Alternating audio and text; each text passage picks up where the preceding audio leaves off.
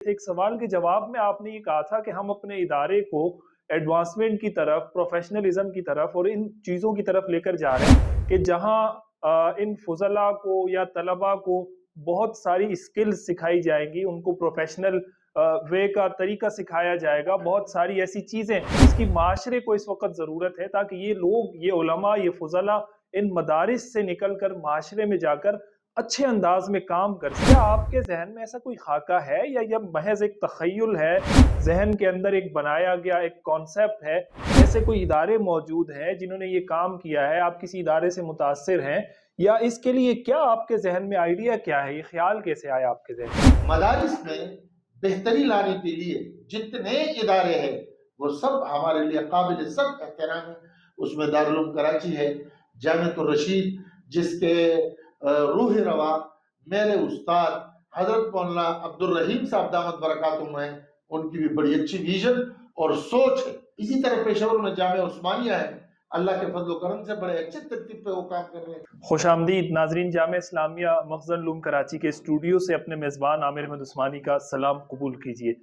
हमने एक सिलसिले का आगाज़ किया था, आज उस सीरीज़ की दूसरी किस्त है। जामिया इस्लामिया मखज़न उलूम के स्टूडियो में हम मौजूद हैं। हमारे साथ इस इदारे के बानी, सरबरा और रईस हज़रत मौलाना डॉक्टर कासिम महमूद साहब मौजूद हैं। गुज़िश्ता इंटरव्यू में डॉक्टर साहब हमने कुछ सवालात किए थे। एक सवाल के जवाब में आपने ये कहा था कि हम अपने इदारे को एडवांसमेंट की तरफ, प्रोफेशनलिज्म की तरफ और इन चीज़ों की तरफ लेकर जा रहे हैं कि जहाँ इन फुज़ला को या तलबा को बहुत सारी स्किल्स सिखाई जाएंगी, उनको प्रोफेशनल वे का तरीका सिखाया जाएगा, बहुत सारी ऐसी चीज़ें जिसकी माशरे को इस वक्त ज़रूरत है ताकि ये लोग, ये उलमा, ये फुज़ला इन मदारिस से निकल कर माशरे में जाकर अच्छे अंदाज में काम कर सके। उस जवाब से मेरे जहन में ये सवाल आया कि क्या आपके जहन में ऐसा कोई खाका है या यह महज एक तखय्युल है, जहन के अंदर एक बनाया गया एक कॉन्सेप्ट है?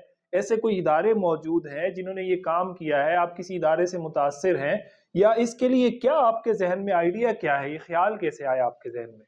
भाई आमिर, मैं आपको ममनून हूँ, अल्लाह आपको जज़ाए खैर दे। जज़ाक। मैंने जो गुज़श्ता इंटरव्यू में ये बात की थी जी। तो एक तो ये जो बात आपने फरमाई कि स्किल्स के हवाले से है, दूसरा मैंने तलबा के इस्तेदाद के हवाले से किया था और उनके काउंसलिंग के हवाले से जी।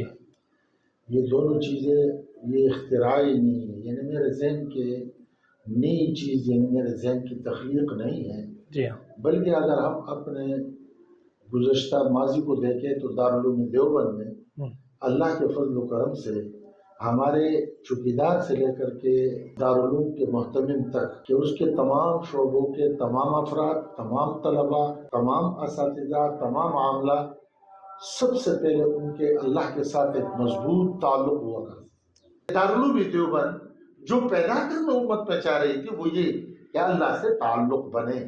लिहाजा एक तरफ पर उनका जोर ये था बिन्नहार फुरसाना व बिल्लैल रुहबाना, ये दिन को वो शाह सवार होते थे, अंग्रेज साम्राज्य के खिलाफ मुसलसल जद्दोजहद करते थे, रात को खड़े होकर के चीख चीख के रोते थे। लेकिन डॉक्टर साहब, अल्लाह से ताल्लुक की बात हो रही है, वो ताल्लुक तो चटाइयों पर बैठकर बनेगा ना। वो तो जब उनके सामने डेस्क पड़े हुए होंगे, चटाइयाँ होंगी, तिपाइयाँ होंगी।